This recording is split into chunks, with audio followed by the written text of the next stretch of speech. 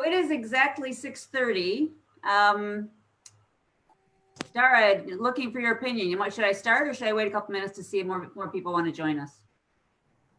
I think, what do we have? Exactly 6:30? Yep. Do we have any more people in the waiting room, Alfred?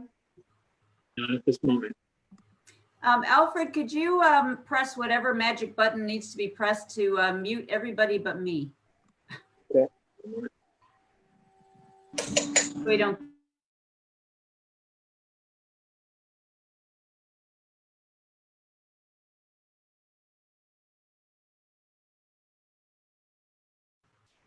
Okay, can you all hear me now?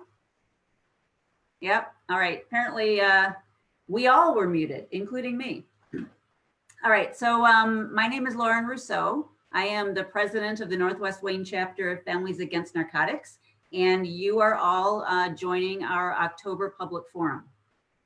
So I'm going to make a few introductory remarks, and then we're going to have our guest speaker, Dr. Jonathan Morrow, speak to us about essentially getting through the current chaos and how the craziness of our current existence is affecting people who are struggling with addiction and other mental health disorders. But before we get to that, I want to give you a little bit of information, a few announcements. First of all, I think that probably most people here are familiar with FAN, but just in case we have a few that are not familiar with Families Against Narcotics, I want to tell you a little bit about us.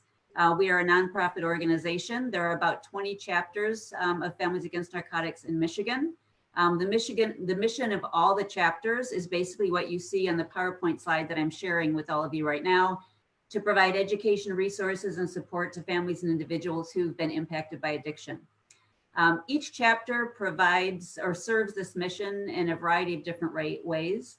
All of us offer monthly public forums, educational forums like this one. Ours are the first Monday of every month.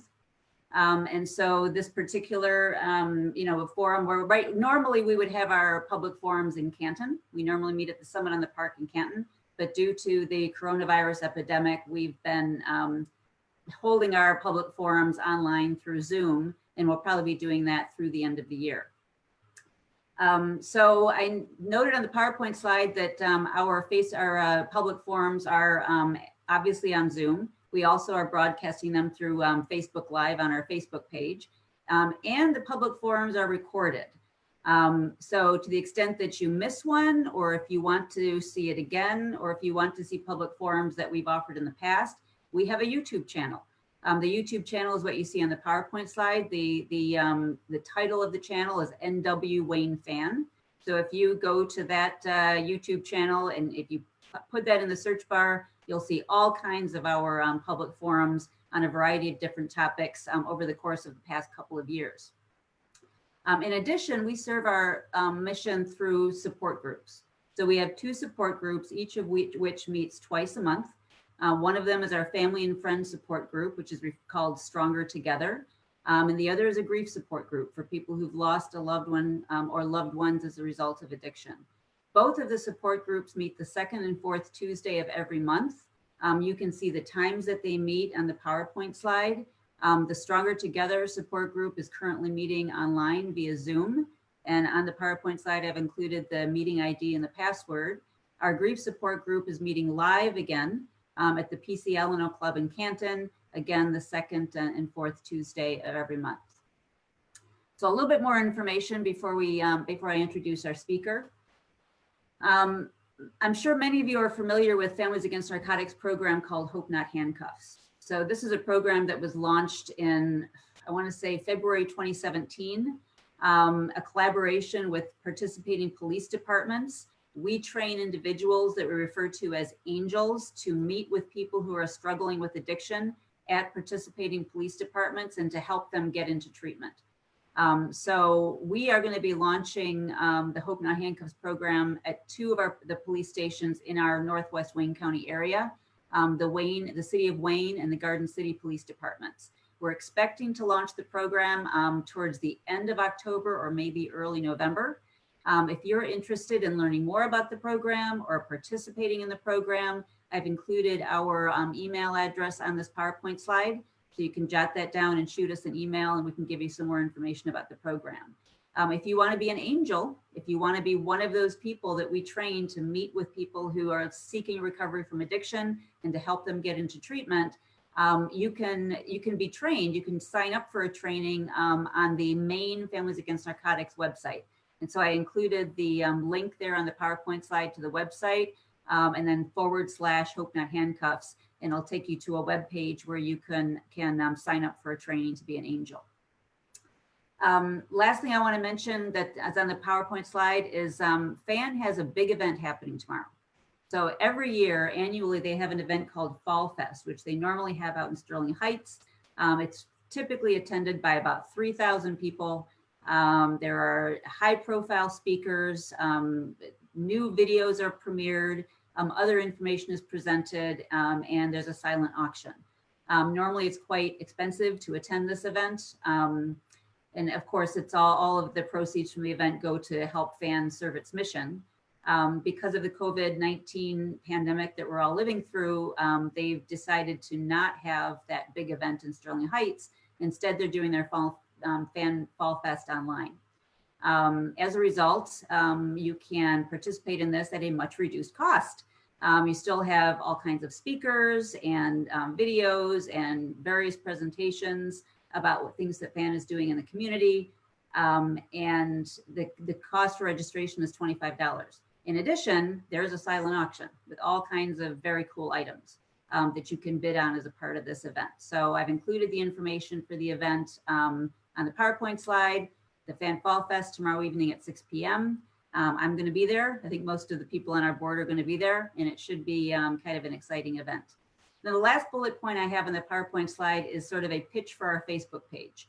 All of these things that I'm talking about appear on the Facebook page. So we create an event for every public forum. Each support group meeting is reflected in an event. We post all kinds of information about things that are happening on the Facebook page. So if you want to keep connected with us and know when these events are, or if you're interested, but you fail to write things down as I'm talking today, and you're thinking, gee, I want to check out that Stronger Together group or the grief support group, go on our Facebook page and you'll find some information, more information about it there. Okay, so without further ado, I'm going to introduce our speaker for today, Dr. Jonathan Morrow. At the moment, everyone is on mute. To the extent that anyone has questions or comments for Dr. Morrow, or if you have any question regarding the information that I've shared with you today, feel free to put your question or comment in the chat function, and we'll make sure that we get to it. All right, so to tell you a little bit about our wonderful speaker, Dr. Morrow, who's giving his time tonight to share his information with you. So Dr. Morrow is a professor of psychiatry at the University of Michigan. He received his medical degree and his PhD in neuroscience from the University of Michigan, and he's certified in addiction medicine. He provides medication management and other clinical care to patients through the U of M's addiction treatment services, and he specializes in the treatment of co-occurring psychiatric disorders such as addiction and PTSD. There's more information that you can see on this PowerPoint slide. So with that, I'm going to turn it over to Dr. Morrow. I'm going to unshare the PowerPoint slide so that he can share information with you. Okay, great. Thank you for that introduction, and thanks for the invitation. I'm going to take a minute to share my presentation with you here.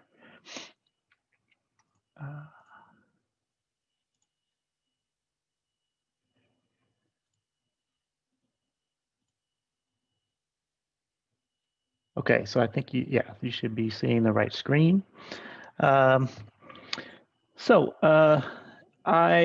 said, I'm from the University of Michigan Addiction Treatment Services, UMAT, and I'm going to talk. I couldn't really think of a great title for this, so I'm just going to start with this apocryphal ancient Chinese curse, which was, "May you live in interesting times." And unfortunately for us, 2020 has been fascinating. We've had social unrest. We've had, of course, the coronavirus pandemic, political turmoil, environmental disasters. I mean, just a lot has been going on this year. And all of these things that are affecting really the whole world, they're very stressful, and it's going to have a large impact on addiction, which is what the focus of this talk is going to be, really. So I'm mostly going to talk about the relationship between addiction and COVID-19 and the response to it.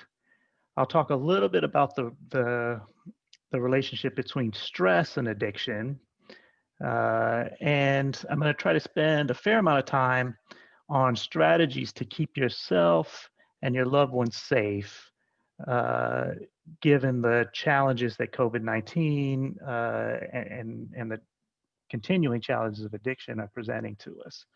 And I'll try to make sure to leave plenty of time for questions, but if you have something that's coming up during the talk, that's okay. You can just go ahead and ask the question if you want. So to start, I'm actually going to start with a little bit of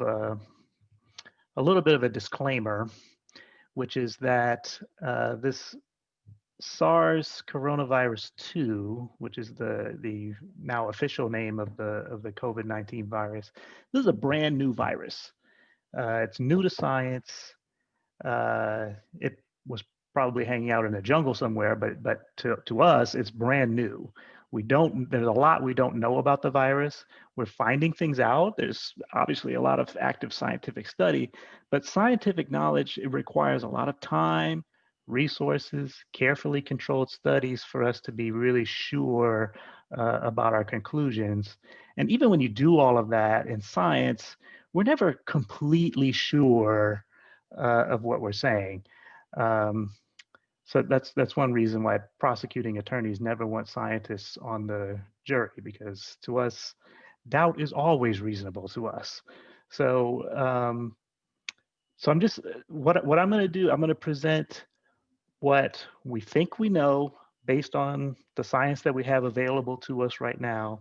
There's going to be some conflicting stories, but as best we can tell, this is what we know about this COVID-19 virus. So with that caveat, we'll start with one big overall point, which is that addiction increases the risk of COVID-19. It increases the risk of contracting the illness, and it increases the risk of bad outcomes when you get COVID-19. So first of all, there's smoking. So there's nicotine addiction. It's a highly addictive substance, and people with addiction to other substances, by and large, are going to be smoking as well. That very clearly damages the lungs. Hopefully we all are aware of that. It's a huge risk factor for respiratory infections in general. There's no reason to think that that's any different with COVID-19, and it's going to worsen the course of the illness if you smoke. That is also true of secondhand smoke. So if you're living with someone who's smoking, that's putting you at higher risk of contracting COVID-19 and having bad outcomes from it. It's also true of vaping and e-cigarettes. It's clear now that those also cause lung damage, and there's evidence that they are significantly increasing the risk associated with COVID-19. Cannabis, marijuana, it's not really clear. We haven't had good studies on that. But presumably, at least if you're smoking or vaping cannabis, presumably the risks are going to be pretty similar with that. especially since cannabis, marijuana cigarettes usually don't have filters. So even if you're smoking less, you're probably doing a fair amount of damage there. I also felt like I should include this next point because of what I saw, what immediately came up when I started Googling this. Cannabis does not cure COVID-19. I don't know what it is about there's so much misinformation about cannabis out there. People claim that it cures cancer, it cures toe fungus and male pattern baldness. I mean, it doesn't. Okay, if it did, we would know about it. It does not cure these things. It's not a miracle cure. It's just marijuana. So I'll just leave it at that. It does not cure COVID-19. Methamphetamine, crack cocaine, if you're smoking these things, that very clearly causes damage to the heart and the lungs. It almost certainly is going to increase your risk of COVID-19, both contracting and the course of the illness. Opioids, opioids may not actually directly increase your risk of COVID-19, but we do know that respiratory illnesses in general are going to put you at higher risk for a fatal opioid overdose. So if you're on opioids, you're still going to be at higher risk of death. But it's the COVID-19 that would put you at higher risk of overdosing on the opioids.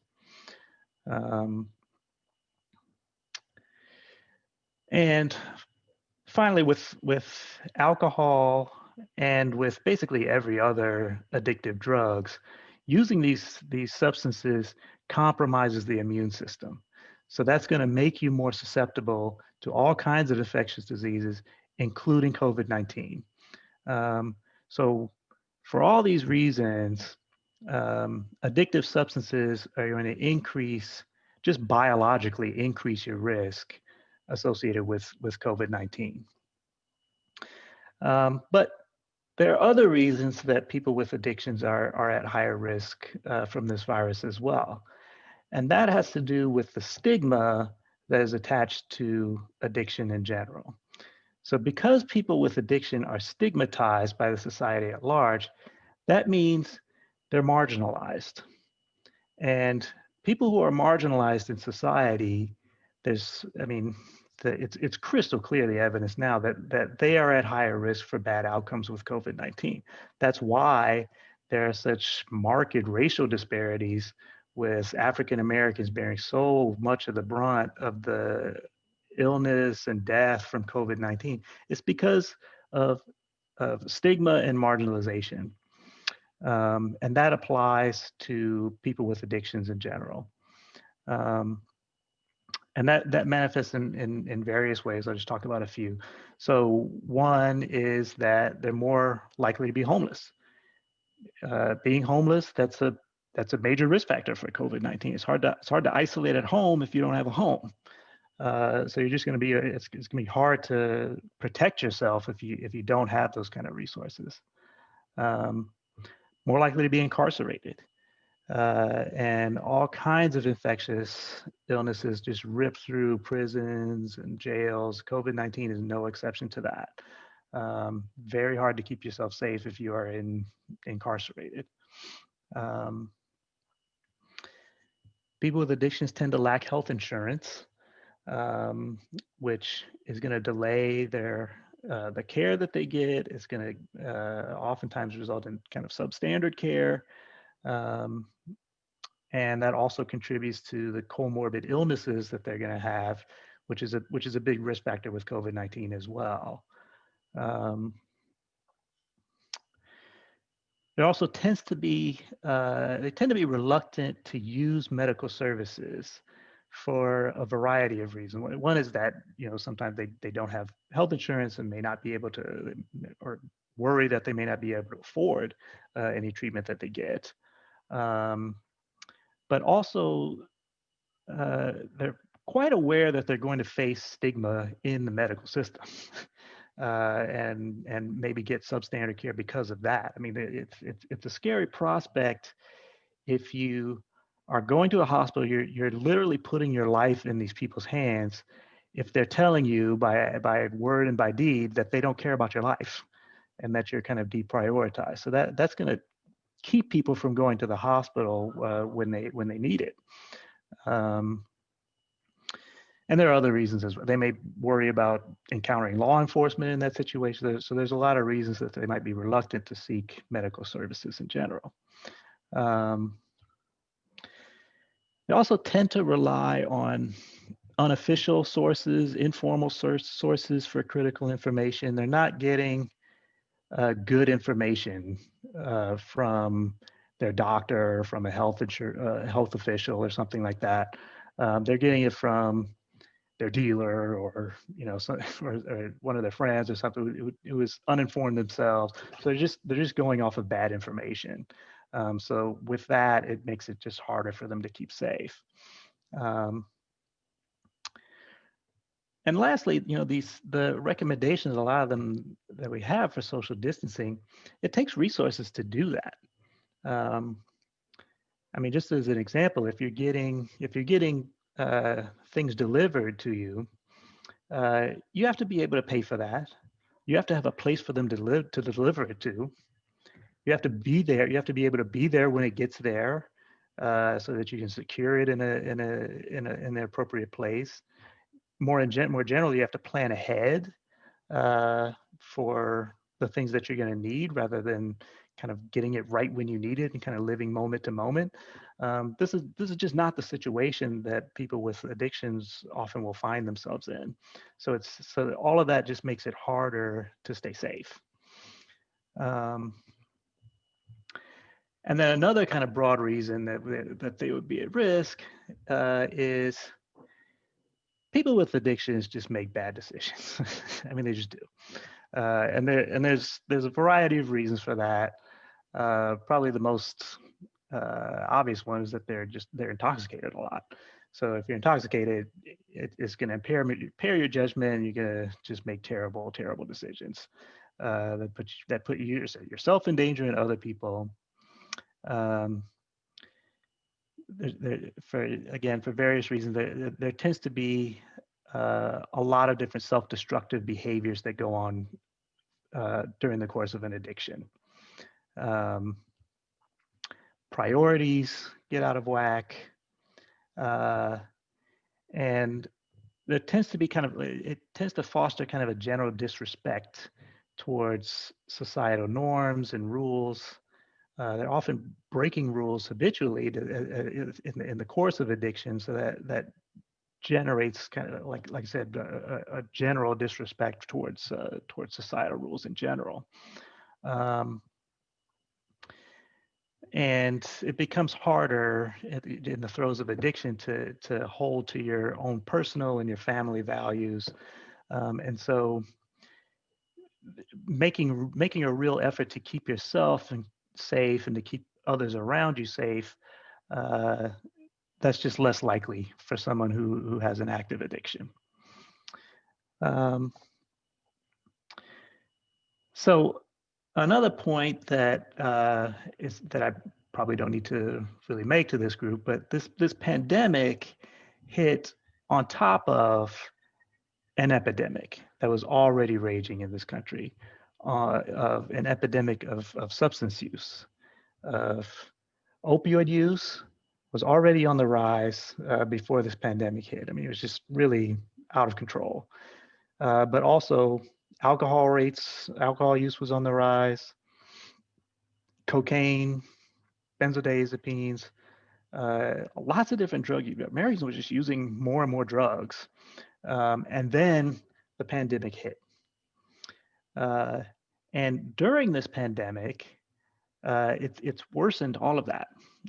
So alcohol sales, we know, jumped up with the pandemic. Smokers and e-cigarette users are smoking more.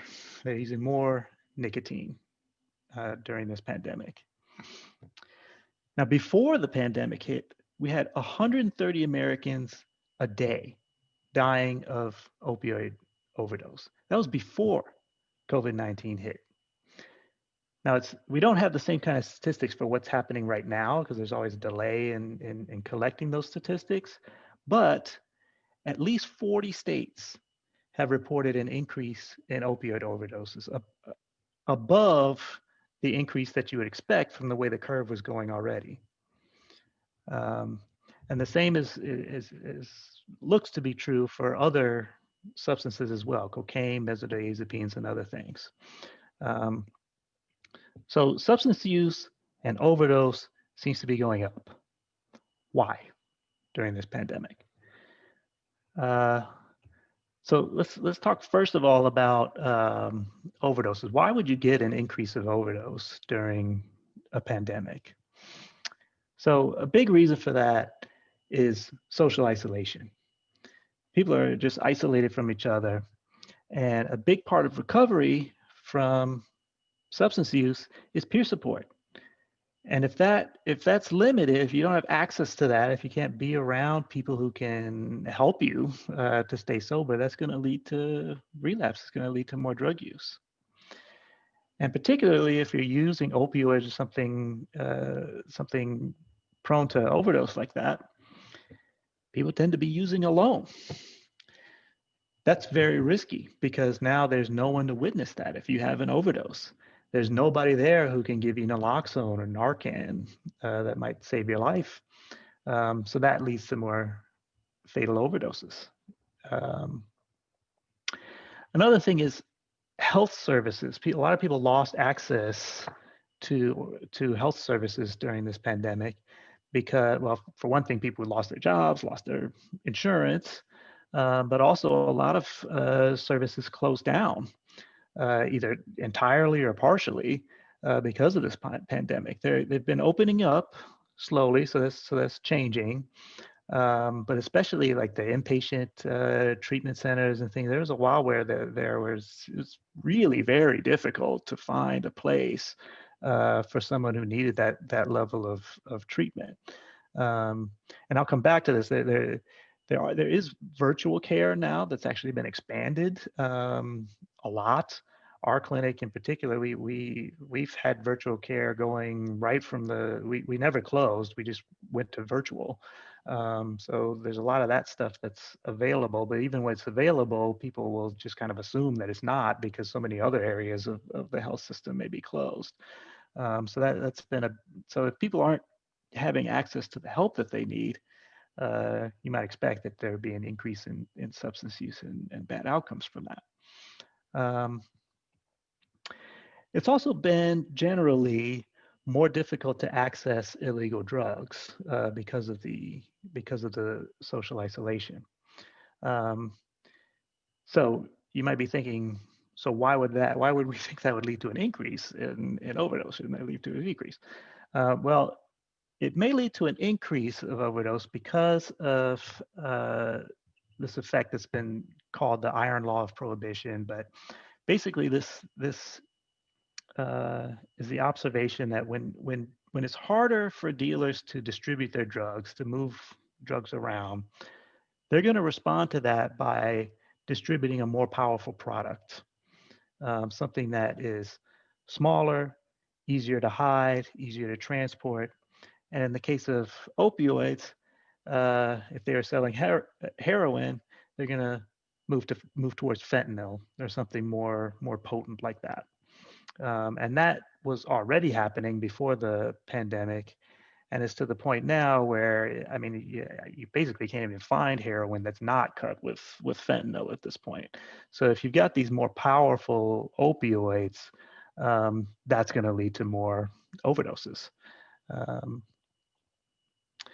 Also, you get people in an active addiction, an opioid addiction, if they have prolonged periods of abstinence where they can't get access to the drug, that causes them to lose some of the tolerance that they built up for this drug. So then when they get access to it, they can take the same dose that they were using before, but now they'll overdose on it because they just can't they've lost the tolerance, so they can't handle that dose of drug anymore. So this kind of intermittent access to drug actually leads to more overdose events. there's also a tendency to substitute other drugs if they can't get access to opioids. So, for example, if they're using benzodiazepines, Valium, these types of sedatives like that, then when they get access to the opioids, if they're combining that with the benzodiazepines, that's a huge risk for an overdose at that point. So all these things are going on, and the last point is we've had a lot of people released early from incarceration, so that people wouldn't get COVID-19 in jail or in prison. But by and large, that was done with no care plan for their opioid use disorder. That is just absolutely going to lead to relapse. I mean, people in that situation, they're at 100 times greater risk. More than 100. I mean, I'm not exaggerating. It's more than 100 times greater risk for relapse than the general population. So when you're releasing people under these circumstances with no plan to address their opioid use disorder, you're really setting them up for an overdose event. So all of these are kind of leading to overdose events. But another one that I want to really focus on today affects kind of substance use in general, which is the just stress and emotional toll that people are under when isolating at home. This is in addition to all the other crazy things that are going on in the world, but we're isolating ourselves, and we are not really meant to do that. We're social animals. We need interaction with other people.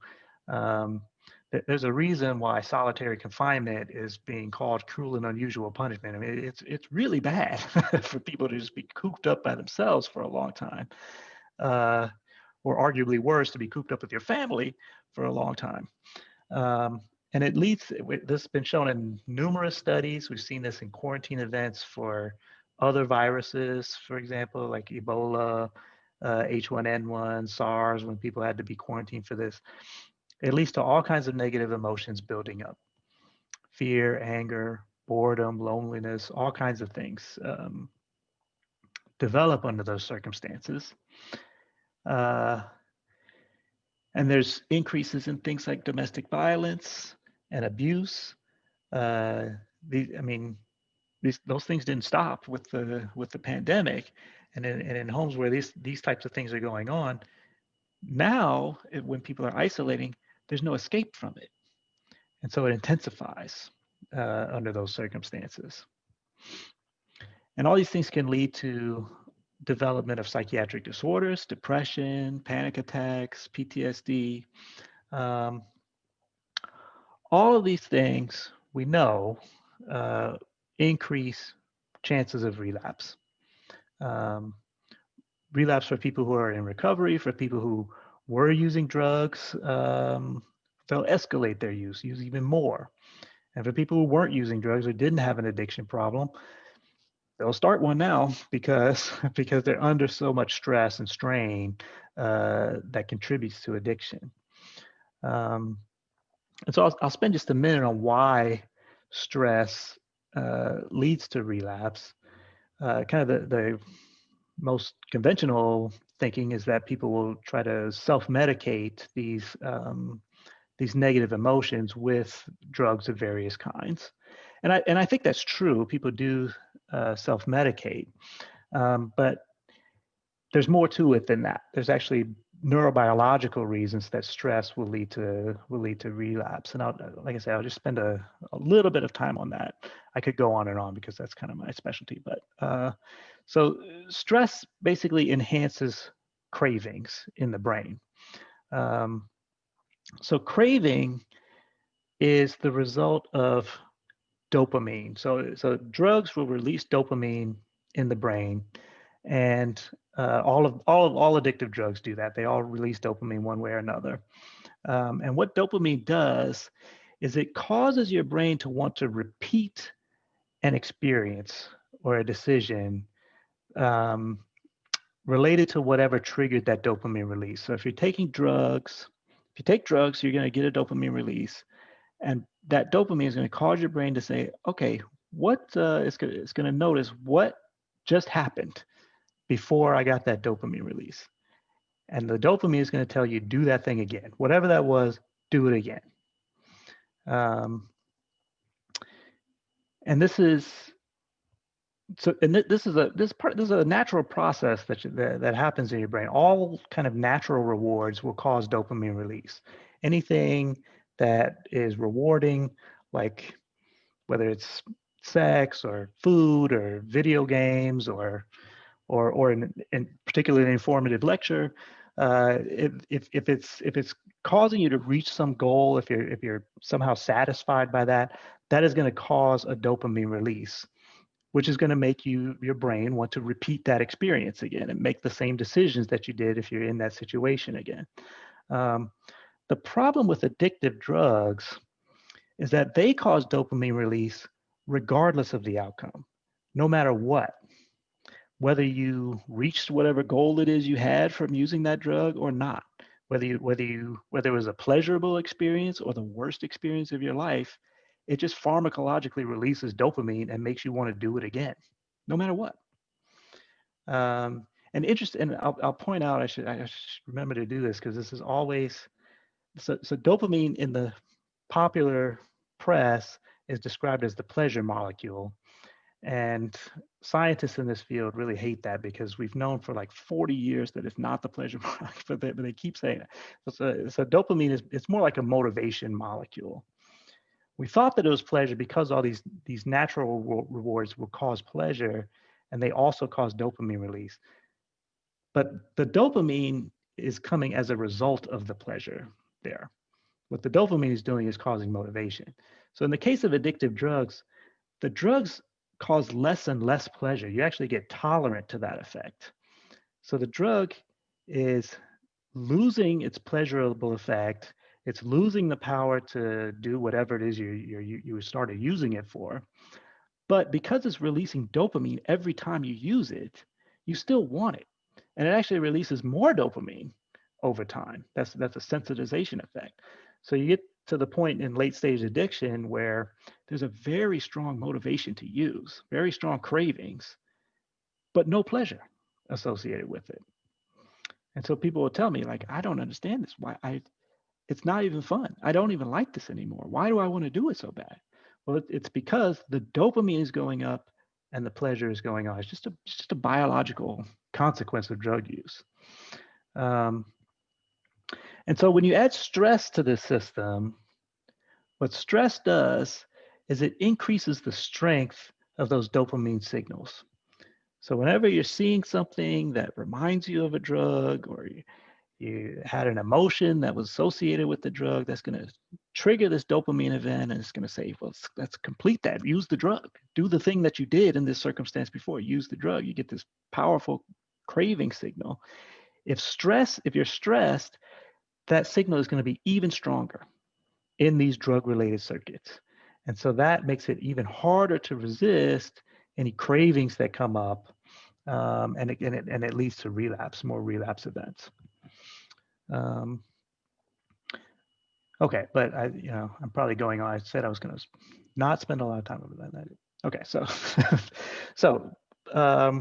but this, I pointed that out to say that it's very important from a relapse prevention standpoint that you have a way of dealing with stress, that you have a way of reducing stress. That is going to reduce your risk substantially for relapse. So I'm going to spend the rest of the talk going over some strategies for how to reduce stress under these circumstances. So I'll start with some advice from Henry David Thoreau, who said, "Read not the times, read the eternities." So what did he mean by that? I think he said this a long time ago, but now it's even more true. We have a 24-hour news cycle now. We have news coming from all over the place. We have lots of crazy things happening in the world. And these news organizations, especially today, are not really trying to inform you. They're trying to shock you They're trying to keep your eyeballs on the screen. So you really have to limit your exposure to this kind of news that's all over the airwaves. It is not useful. Like the vast majority of the stuff is not useful, and is designed to keep you hooked and keep coming back to it way more than is necessary. I'm not saying that you shouldn't be informed or you shouldn't consume news at all. What I'm saying is limit that. Figure out how much news do you really need to stay informed, what sources are good for that, and how much time is reasonable to spend on that. And then spend that much time on it. Don't spend 4 or 5 hours a day just blasting yourself with these news stories that are just going to stress you out. And that includes Twitter, that includes Facebook, social media. These things, they don't connect us to other people. There's just a ton of research on this now. It's fake connections, and they're even more so than the news networks. I won't get into it because it'll be a long conversation, but they're designed to tap into those same circuits that the addictive drug uses to keep your eyeballs glued to that screen all the time. So don't let them control you like that. Turn off notifications for those things. You don't need those. Use it for what you want to use it for. Set limits on how you're using that social media and stick to those limits. And never, ever take your phone in the bedroom. That's the last thing you need to do when you're going to sleep, is to put a screen in front of your face telling you how the world is about to explode. Just keep it out of there. And don't get into the Twitter death scroll where you're just going on and on longer than you. Just put it down. Put it down. It's not good for you. There's been studies. The longer people spend on social media, the more sad, anxious, depressed, lonely they feel. It is not connecting you to other people. So related to this point is kind of a broader point. So people in this audience are probably familiar, a lot of you, with the Serenity Prayer. So I'll just quote that here. So it's, God grant me the serenity to accept the things that I cannot change. That's going to be almost everything you see on the news, right? You cannot change that. Accept the things that you cannot change, courage to change the things that I can, which we'll talk about in a minute, things that you actually do have control over, and the wisdom to know the difference. This is sage advice. It's been recognized throughout the ages in different cultures, different versions, from the Romans to Indian philosophers to Jewish philosophers to wise mothers everywhere. Okay, this is and it's because it's true and it's useful. If you are focusing, if you're anxious, you're worrying about things that are outside of your control, you're going to be miserable. So you have to learn to just let that stuff go. It's not your concern. It's just not. There are things that are your concern. There are things that are under your control. So that's what you should focus on. Easier said than done a lot of times, but this is a skill to cultivate, and it will help. So one thing I would suggest is taking an inventory of things that are in your control and versus things that are not. So for example, well, I won't go through all of this, but this is just an example of what that kind of list would look like, things that are in your control and things that are not in your control. And I took this, you can see at the bottom of the screen there, from the Wellness Society. It's the wellnesssociety.org. I recommend that site highly. They have a lot of resources on there that I can't get into because there's a lot. But they're very effective at reducing stress levels, exercises that you can do to keep yourself mentally healthy. It's all available for free. So I highly recommend visiting that website and taking in what they have to offer. Um, so things that are in your control that you can do to improve your situation. Talking about COVID-19, you're worried about COVID-19. A lot of people are. So what can you do? There are very concrete things you can do about COVID-19. You take the proper precautions to keep yourself and others safe. The biggest one of those is stay physically distant from other people. Keep 6 feet away. So 6 feet is about the length of a standard park bench. It's longer than people think. So the people in this photo here are too close. That's not physically, because what you're trying to prevent is what's at the bottom of the screen here. There's these respiratory droplets that come out when people talk and sing and sneeze and all of that. That's what you're trying to get away from. Wearing masks probably helps, but they're not perfect. There's a lot that gets through those masks. So really it's more important just to stay away from other people. Don't touch your face, respiratory illnesses, particularly putting your finger in your eyes, rubbing your eyes, putting your finger in your nose.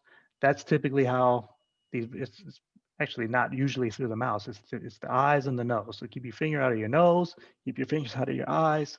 You got to train yourself to do that, and it'll keep yourself safer. Eat with your mouth closed. I'm sure your mother told you that. You should listen, right? Cover your mouth when you're coughing or sneezing. And wash your hands. We've heard this a lot. Wash your hands with soap. The hand sanitizer works in a pinch. It kind of dries out the virus. But this virus is very susceptible to soap. You get a little bit of soap on it and it's dead 100%. Almost any kind of cleaning agent will do that. So if you have soap available, you should use that. And wipe down surfaces. Again, almost any cleaning agent will work for that. But the most important thing is that physical distancing. And I like to say physical distancing because social distancing is not what we should do. We should be socially connecting with other people. You physically stay apart from them. But it's really important that you foster some connections, real connections with other people, with other folks. Take some time, find some ways to connect with your friends and with your family. We have all these tools now. We have Zoom, we have Google Hangouts, and just, regular phone calls, even letters, whatever. But connect with people who you care about, and try to have some meaningful conversations with people. A lot of people have more time for that now. You don't have to just talk about sports and the weather with people. I mean, some people don't. I mean, I for one am probably more busy than I ever have been. But there are a lot of people who have more time, so you can get into some deep and meaningful conversations with them. That will help your mental well-being. It will reduce your stress levels and keep you safer. And by the way, everything I'm saying, I'm talking about, for yourself, but that also applies with your loved ones as well. It's going to keep them safe. Get a support network together, even if it's virtual. You want to connect with somebody so that you have some support.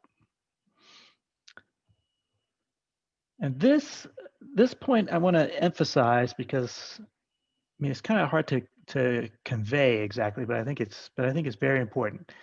You want to develop a feeling that you're part of a collective care process. We're facing not only this virus, but a lot of things that are major threats to ourselves, to our communities, to our entire planet, really. And what connects us is that we're all human beings. And so you want to foster that kind of sense of connection, that you are helping other people and other people are helping you. We're all trying to help each other to get through this. That kind of sense of belonging and collective care is going to help, that kind of mindset. As opposed to, so if there's an infection event, blaming people, scapegoating people, it's their fault. Why didn't they just do? that kind of mindset is not going to help you. It's not going to help anybody. We're all in this. We're all on the same team. The other team is the virus. Okay, it's not other people. So trying to keep that mindset of helping each other rather than tearing each other down. That is, I think, more than anything else, going to help with bringing stress levels down and maintaining your mental health. So other strategies, I would say to stay active. You don't want to just sit around and be inactive. That's not good for you. That's not good for you physically or mentally. So get outside, get out into nature. We were not meant to live in these kind of artificial environments all the time and just stay indoors all the time. You go outside, feel the wind, notice the trees, the plants, the animals, the clouds, how those things are changing with the seasons. Connect with nature. That'll give you a sense that'll really help to ground you, give you a sense of keep you focused on what's real, and again lower those stress levels. It happens. I mean, whether you're an outdoors person or not, if you're in nature, your stress level goes down. I mean, it just does. Find projects that are meaningful and fulfilling to you. So the way I explain this is you don't want to just pass the time. You want to find something that means something to you. And so that gives some purpose to your life. You may not have had time to do something like that before. You have an opportunity to do that now, so take it. Maybe you could learn something new, new hobby, painting, carpentry, bird watching, whatever. There's online courses, there's tutorials that are available. Again, take this opportunity, learn something, stretch yourself out a little bit. You can work on your physical health. That's a big one. And help somebody else. Again, that'll reach back to that kind of sense of connectedness. Help somebody who's at risk. Maybe pick up supplies for them, send some supplies to them. Maybe there's some societal organization that you are interested in that may be overstretched right now. Try to help them out. Fan might be a good one, right? Try to help out with that kind of thing. That can be helpful. And just to go back to the point I just made there, keep yourself healthy. You don't want to end up like this guy, right? Pay attention to your sleep patterns, to what you're eating, to your exercise. Good physical health is going to lead to good mental health.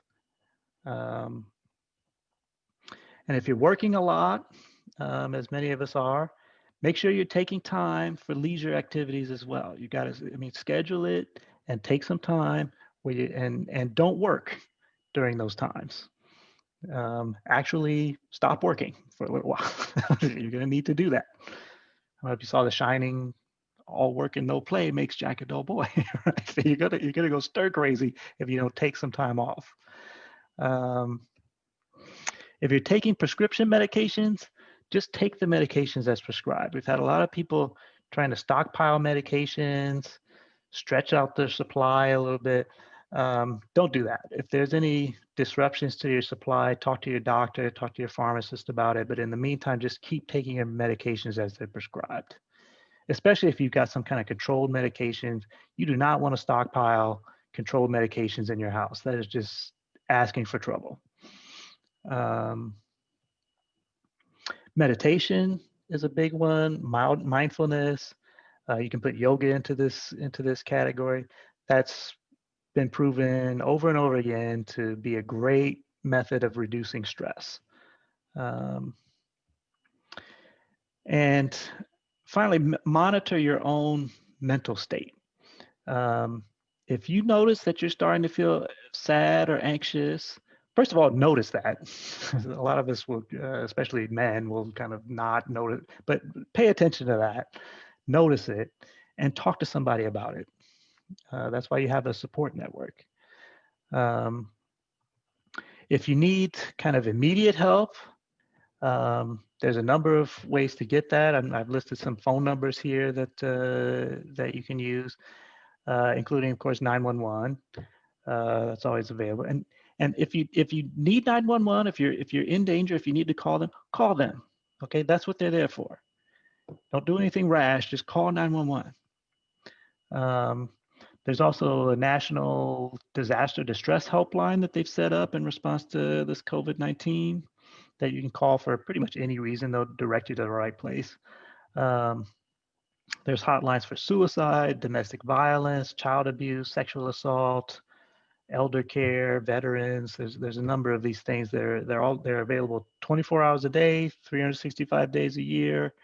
Wherever you are in the country, you can call these numbers, and these are all listed on our website, which I'll put up here. And I'll just say that, you know, the broader sense, help is available to you if you need help. My clinic, the University of Michigan Addiction Treatment Services, UMATS, I've got our website listed there, umaddictioncenter.org, and the phone number that you can use to reach us. We're taking patients. You know, we're doing intakes. We have individual therapists. We're doing group therapy. We do medication management, both for addiction and other kind of psychiatric disorders, which we sort of specialize in, taking care of all these kind of psychiatric disorders together. So give us a call. We can treat you, and if you'd be better served somewhere else, we can help you find the right place to get the treatment that you need. I would also encourage you to, even if you don't need that kind of help, to visit that website, because we've put together a COVID-19 toolkit that includes all the resources that I've put on here, plus a million more for getting help with addiction, mental health in general, reducing stress levels, all these types of things, all in one place for you to access there. There's national helpline through SAMHSA to find addiction treatment that you can call. There's virtual support groups, AA, NA, Smart Recovery, the Families Against Narcotics. I've got the website there as well. And there's even apps that you can download for your phone, these recovery apps that can help you with your recovery efforts. So again, all those things you can find on our website. And what I don't want people to do is try to suffer through this stuff alone. There is no reason to do that. I know you have internet connection, because otherwise you wouldn't be seeing me right now. So use it. Reach out to somebody and get help if you need it. All right, so that's all I had, and I can take some questions now if there are any. Dr. Morrow, this is Lauren. Again, just wanted to say thank you so much for your super helpful presentation. Lots of valuable information here, both in what you said and also in your slides. We've already received a question about whether we can make your slides accessible. Would you be willing to share them with us, and we can then post them on our fan webpage so people can access the slides? Yeah, sure. Yeah, I'd be happy to do that. Mm-hmm. I wanted to comment, Kelly Herring put some information in the chat about Detroit Wayne Integrated Health Network.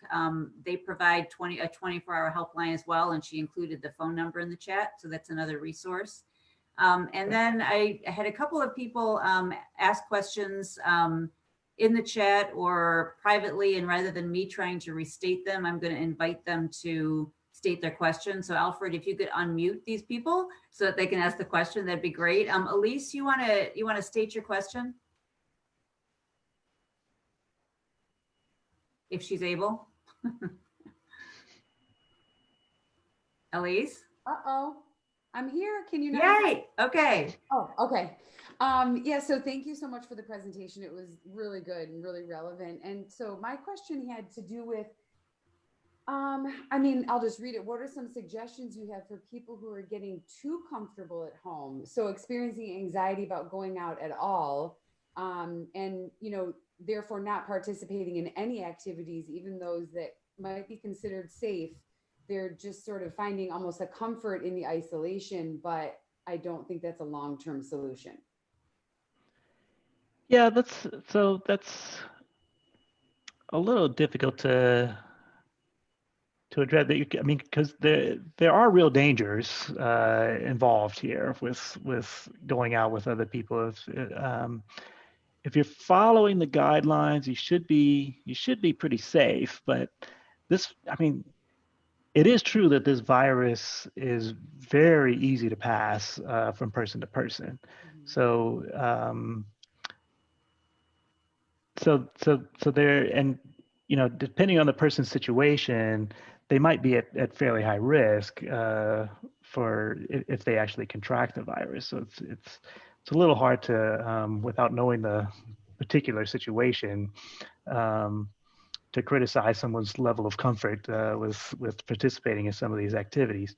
But I would say that probably talking to a counselor might help, because it could represent a real kind of anxiety, like a clinical anxiety, in which case talking to a professional to try to assess that could help. And that can be done virtually.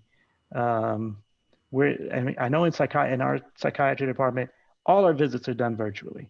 So there's just no risk to the patient for talking to somebody about it. So we'll be happy to talk to the person about it and assess whether this is really impairing or whether it's reasonable. But like I say, it's hard to comment kind of in general on this, because there are a lot of things that might look that we would have called pathological a year ago, but are actually pretty sensible right now. so it's hard to say, just kind of in general. Okay. Thank you. Yeah, thank you. Dr. Morrow, Nicole Gowan has something that she would like to say. Nicole?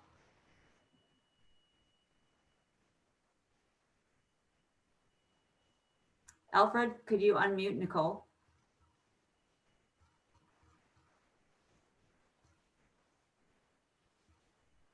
Okay, I'm not hearing anything from Nicole. So Judge Laura Mack also had something she wanted to say. Judge Mack?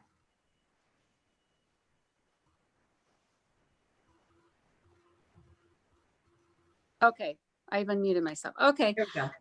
Yes, thank you so much, Dr. Morrow. That was really a great presentation. But I just have one observation, one fear.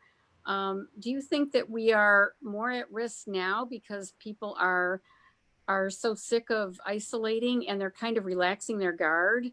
And also with the overturning of the governor's orders by our Supreme Court, I'm just really afraid that that's going to open Pandora's box. And I just wondered what your feelings are about that.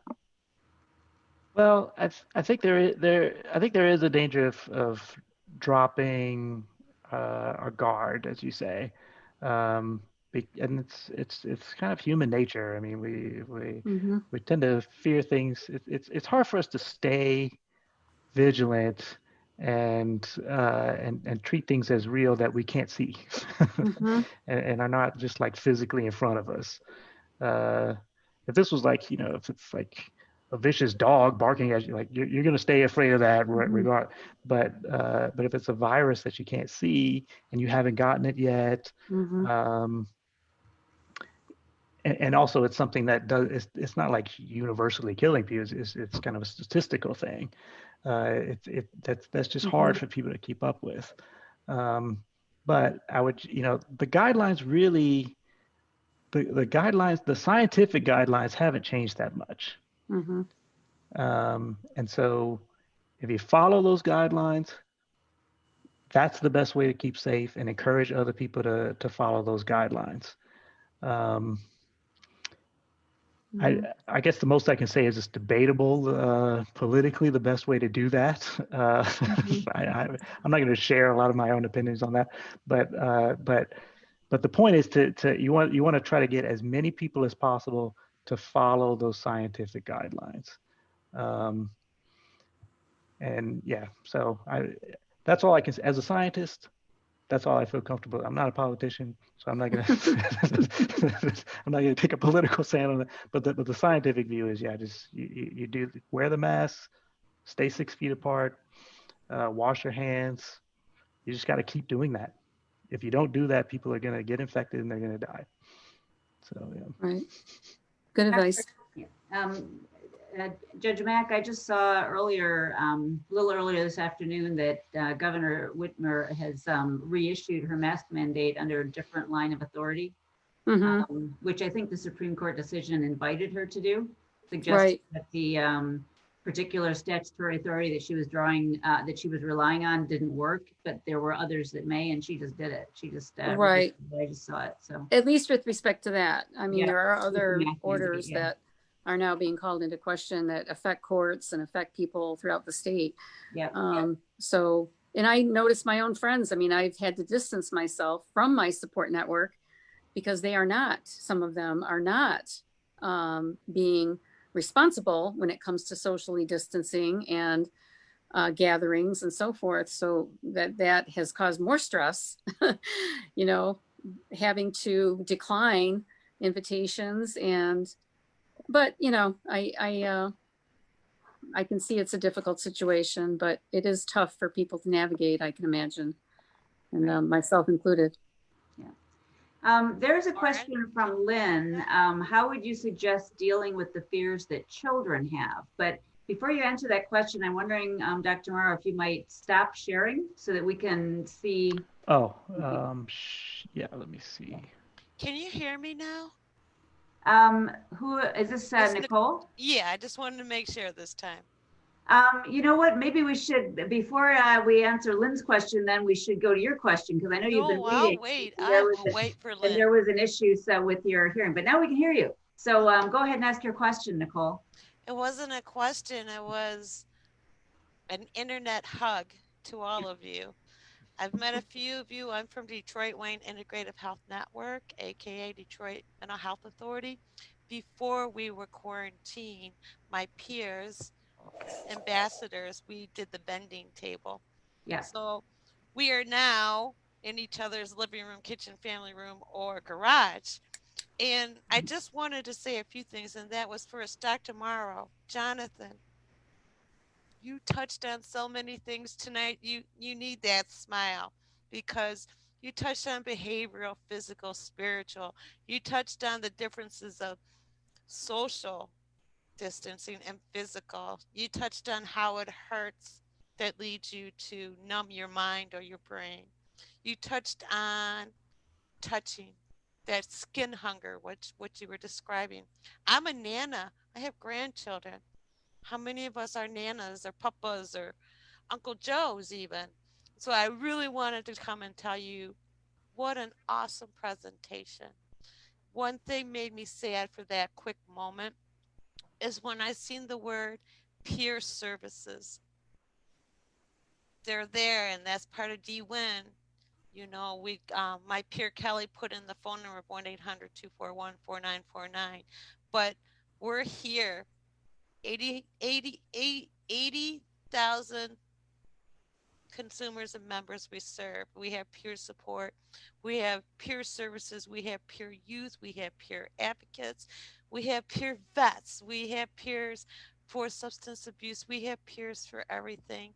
If it's not just you or somebody in your four-wall radius, maybe it's just a friend or a youngin', I'm using my finger, a youngin' at home that needs to talk, please call our services, because we're all here together. And I am so proud of you, Doctor, to touching on different things of mental health and our physical.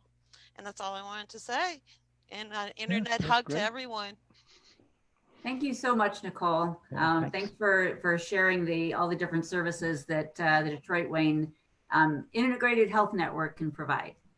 And now let's move on to Lynn's question. How would you suggest dealing with the fears that children have, Dr. Morrow? Yeah, so that's a great question. So for children, it depends somewhat on the age of the child, but you want to talk to them about the different, I mean, whatever it is they're afraid of, and talk to them about dangers that they may face from the virus or other things. I wouldn't just avoid the topic at all, because then if you do that, they're going to make up their own story about it. So you want to give them the facts in a way that they can understand, and in a way that's not going to scare them too much.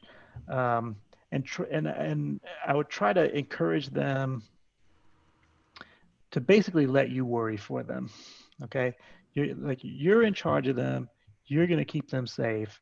That's what they want. That's really what they need to know. Is that I'm going to keep you safe. And so you talk to me about what you're afraid of. We'll talk about some strategies to deal with that. But the way to stay safe is just to trust me. That's a And great so- idea. Yeah.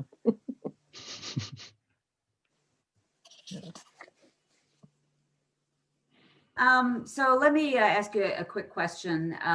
Thinking about all those family members who have a loved one who is in recovery, possibly early recovery, they're observing them struggling with the stresses that we're dealing with. How might those family members best support their loved ones who have substance use disorder and are struggling in their recovery? Mhm. Well, I would say so. So the things I talked about in today, I've kind of talked about this as mostly as you personally doing these things, but also sharing that with the loved one as well, and helping them with those things. Um, you can talk to them and encourage them to do things like exercise and get regular sleep and nutrition and things like that. Help them strategize on those things and prioritize those things. That can be helpful for them.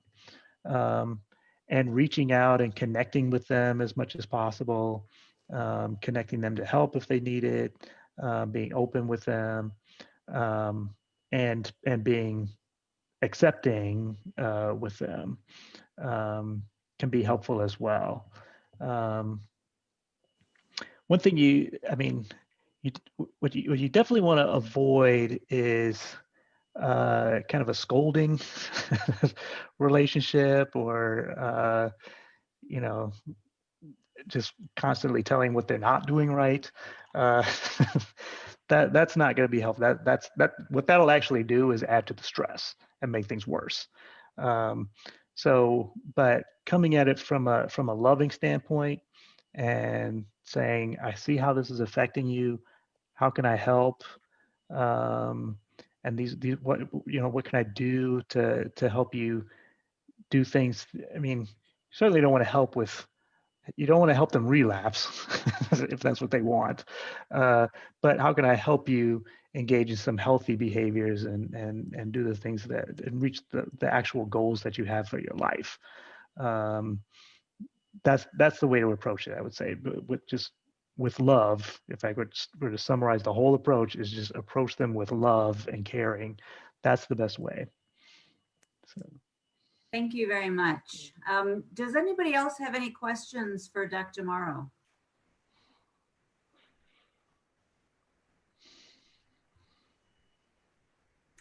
I'm not seeing any additional questions in the chat at this time.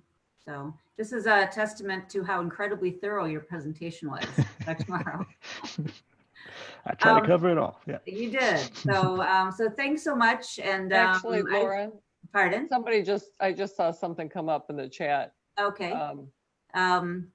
So from Dr. Christensen, would just like to point out that medication-assisted therapy and residential treatment are both available still.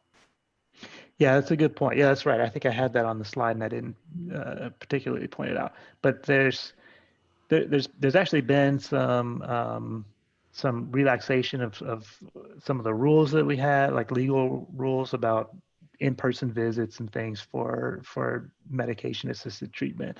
A lot of that has been relaxed, so we can actually do a lot of this stuff virtually where we couldn't before. And so we certainly provide buprenorphine through our clinic. Methadone is also available at other clinics, residential treatment, all those things are available. So if you need that, reach out, it's there. We can get it for you. Dr. Morrow, I would just like to say thank you as well. I think you did a really great job on touching on some of really topics that are very obviously hot at this point.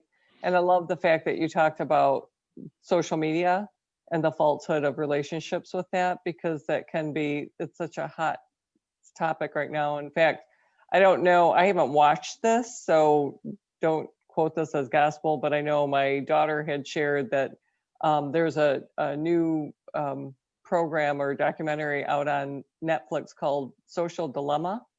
Have you seen that yet? I actually did. I saw that my kids watched it and told me to watch it, but That's exactly what I got from her too. What were your thoughts on that? Did you think that that was worthy of recommending to people? I thought it was excellent. I thought it was excellent. Okay. And actually my comment to my children was, so now you understand what I've been saying all this time. Right. About staying off of that social media. Exactly. It is not your friend.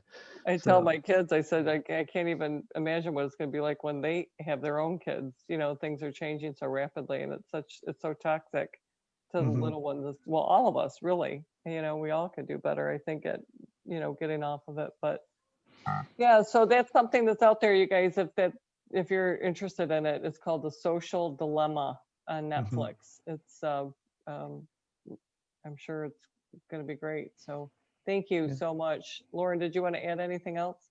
Well, Dr. Christensen, I thought maybe he wanted to say something. He unmuted himself for a second, I saw. But he's still muted, so maybe not. Okay, never mind. So thank you so much, Dr. Morrow. It was wonderful. You're a great speaker. I'm so glad that we invited you to come speak. And all of a sudden we see another question. Yeah, I know. I was just going to say, I don't know if you saw that or not. I did just now. Kathleen, you said you have a question about stress.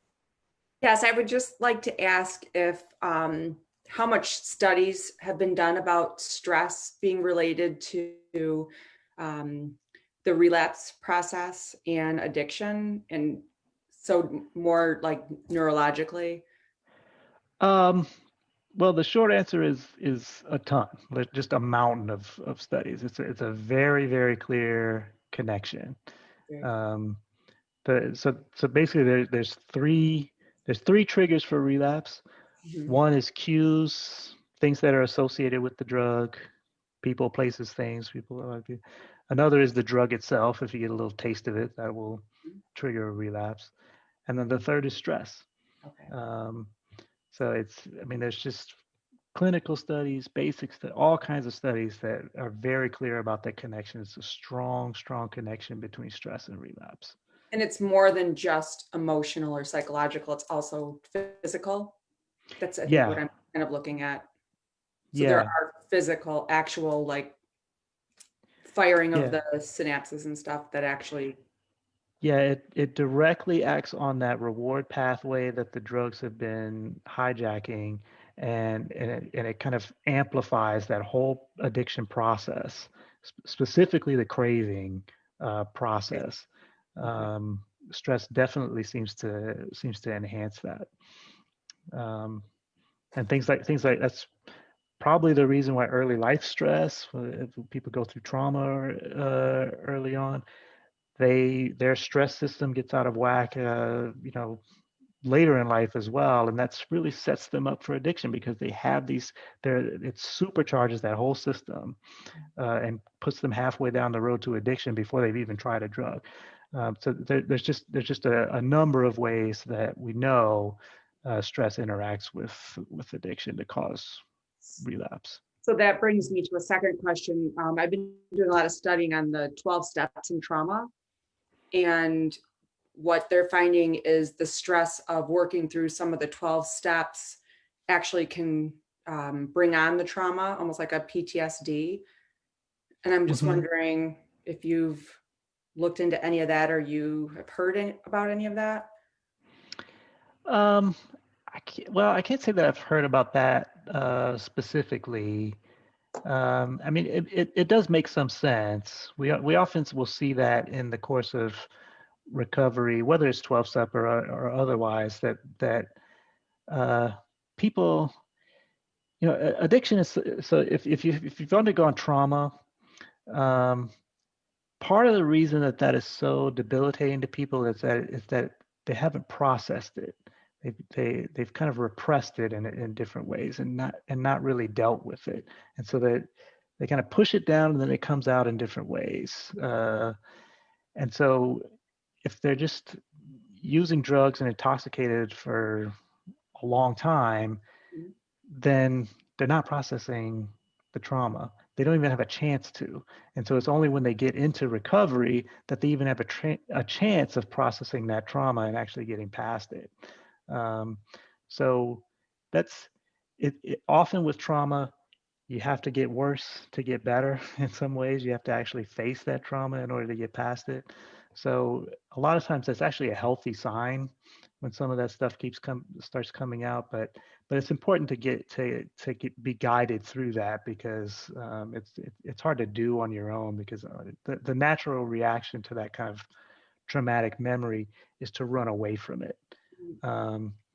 And then that just stores it in your brain as a fear event and something that you're just going to run away from every time. You have to find a different way of dealing with that, and usually a therapist can help with that process. But Okay. yeah. Thank you. I appreciate it, and thank you very much for sharing with us today. Yeah, thank you. Yes, thank you so much. This has been an amazing meeting. I don't know if you saw one of the comments there from Anthony. Thanks for this amazing meeting. It really was. And we really appreciate you sharing with us tonight, and look forward to getting your slides, and then we'll post them on our website for everybody who wants to access those. And so that's it for our meeting tonight. Our next public forum for November will be November 2nd. We'll be saying, if you are on our email list, you'll be getting an email letting you know what the topic is going to be and the speaker. And also, if you access our Facebook page, there'll be an event, not yet, but in the next week or so, that basically gives some information about what our November forum will be about. So we look forward to seeing all of you then. And hopefully all of us are going to continue to maybe apply some of Dr. Morrow's advice to weather the chaos we're living with today, and have a good week and a rest of the good month. So, all right. Good night, everybody. All right. Thank you very much. Good night, everyone. Thanks again. Yes, thank you. All right. Good night.